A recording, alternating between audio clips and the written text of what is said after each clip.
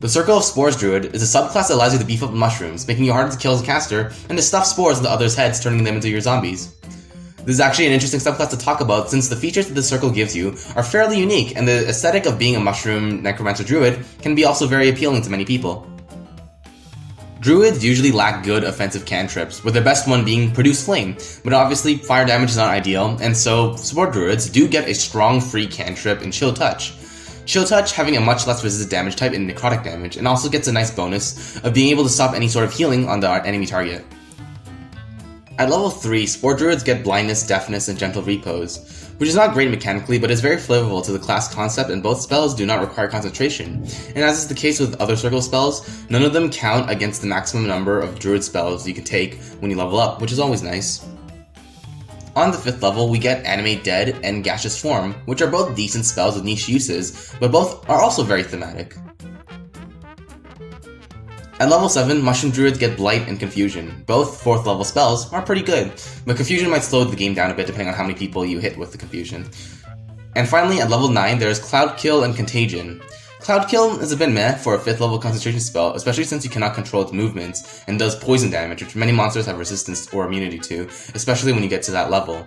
Contagion, on the other hand, is either amazing or garbage, depending on how your group interprets the PHB text. However, the updated one in the errata is actually pretty good as well. Contagion is not a concentration spell, and getting close to enemies is not that bad for a Spore Druid, and the errata version allows for a minimum of 3 turns of the poison condition on an enemy you hit without a save, which means as long as you beat their AC, things like high constitution saves and legendary resistances cannot stop the poison condition being inflicted for at least 3 turns.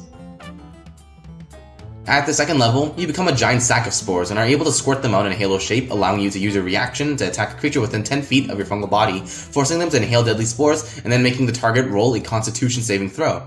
If they succeed, they take no damage, and if they fail, they take 1d4 necrotic damage. The damage increases to 1d6 at level 6, 1d8 at level 10, and 1d10 at level 14. So this is actually a pretty unique subclass feature, allowing you to consistently use your reaction to deal damage. But honestly, the damage is not great, due to the fact that if the enemy succeeds, they take 0 damage, and it is a constitution saving throw, which most monsters have high modifiers for, unfortunately. At the 2nd level, you also get another ability known as Symbiotic Entity. At the 2nd level, you get to use your wild shape charges to coat yourself in magic shrooms like a mushroom ghillie suit, instead of transforming into a beast. This gives you 4 temporary hit points per druid level, double the damage die of Halo of Spores, and your melee weapon is now coated with poison mushrooms to deal an extra 1d6 poison damage. This is your Symbiotic Entity feature. It costs an action and lasts for 10 minutes, or when you lose all of the temporary hit points that you gain from the suit. You lose the Symbiotic Entity feature when you lose all the temporary hit points like the mushrooms give you, which is pretty nasty, especially early on.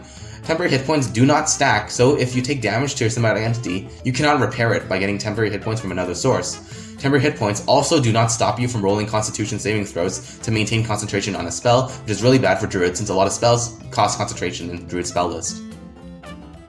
This is a unique feature that encourages the Mushroom Druid to be a little braver, since you do keep your armor when you use Symbiotic Entity. However, the extra 1d6 poison damage and the additional Halo of Spores damage are not that great. The 1d6 poison damage on a melee weapon does not scale, and the Spore Druids do not get an extra attack, and like previously stated, poison damage is a terrible damage typing. The temporary hit points that you get is the main draw of the subclass, although it is important to keep in mind that this costs you an action to cast and only lasts 10 minutes, so it is important to preempt when an important fight is going to happen in order to save you from potentially losing your action for the first round of combat. Do keep in mind that you only have 2 charges of Wild Shape per short or long rest, so it is important to conserve them when you can. When you get to level 6 of this subclass, it emphasizes your rotten nature by allowing you to reenact The Last of Us by reanimating a 1-hit point zombie from a small or medium beast or humanoid creature that died within 10 feet. You use your reaction to cast Fungal Infestation. You use the generic zombie stat block even if it was a dog that died, so that's kinda lame. But your Wisdom modifier determines your uses of this feature per long rest. This doesn't require you to have Symbiotic Entity active, but because of the restricted nature of the enemy types you can revive, and the fact that the zombie only has 1 hit point, this is more of a nice-to-have feature than something that's important mechanically. Like in any game or any class that you see in D&D, there are certain points where the subclass or class is very strong. I think at level 10 is where the Fungal Druid really starts kicking off, as not only do you have 40 temporary hit points from your Symbiotic Entity, whilst also hopefully having good medium armor plus a shield, your Halo of Spores now deals 1d8 damage, and you get 2 5th level spell slots. After all of that, you still get the Spreading Spores subclass feature, which is the 10th level subclass Druid Circle feature that you get. This is a really interesting ability that uses your bonus action to throw a 10-foot cube up to 30 feet away that causes creatures to automatically take your Halo of Spores damage unless they make the Constitution saving throw. Only one Spore cube can exist at a time, and when the Spores are tossed, you also lose your regular reaction costing Halo of Spores. Keep in mind, you must have Symbiotic Entity active to use this feature, which means you must keep your temporary hit points alive, and also that this hurts everybody, even your allies and yourself.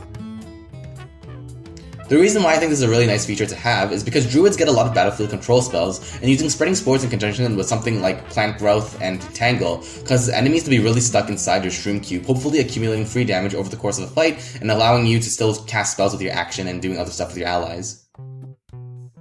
At level 14, you truly become more of a fun guy. As you replace Flesh with Mycelium, you become immune to the blinded, deafened, frightened, and poison conditions. Also, critical hits against you count as normal hits if you're not incapacitated. Overall, I think the Circle of Spore Druid is a really unique addition to the Druid subclasses and allows for interesting alternative playstyle. Right now, I think this is the only published subclass that allows you to use your wild shape to do something other than to turn into an animal. Mechanically, it is not bad, but not that strong due to how Symbiotic Entity is only active as long as your temporary hit points are still active. Symbiotic Entity costing an action, how the 1d6 poison damage of melee weapon attacks do not scale, and enemy monsters usually having great Constitution saving throws, which can nullify any impact Halo of Spores may have. But it is important to keep in mind that it is still a Druid. Having a battlefield control or support focused spell list, and being able to swap them out depending on the situation, is still the main crux of what makes Druids a strong and versatile caster class. And also, you still use Wild Shape for utility stuff like scouting and sneaking into places like a mouse. You can try to turn the Spore Druid into more of a Gish with things like a Magic Initiate feat for Booming Blade, or dip into the War Cleric for heavy armor plus being able to attack with your bonus action, or multi-class to the Monk that is able to attack a lot and make full use of your melee poison damage. But I honestly think the most effective way to play the Spore Druid is just a normal monoclass that is a little beefy early on and can take a bit of punishment in melee fights, but transitions into more and more of a backline support caster as you level up. At the end of the day, the Spore Druid is a very thematically and aesthetically pleasant subclass that I think can be fun to play if you are okay with being a little mechanically gimped in exchange for looking cooler or sillier depending on how you style your shrooms. As always, I hope that anyone who happens to watch my stuff enjoys what I create as much as I enjoyed creating it in the first place. Thanks for watching, and I hope to see you guys next time, so until then, goodbye for now.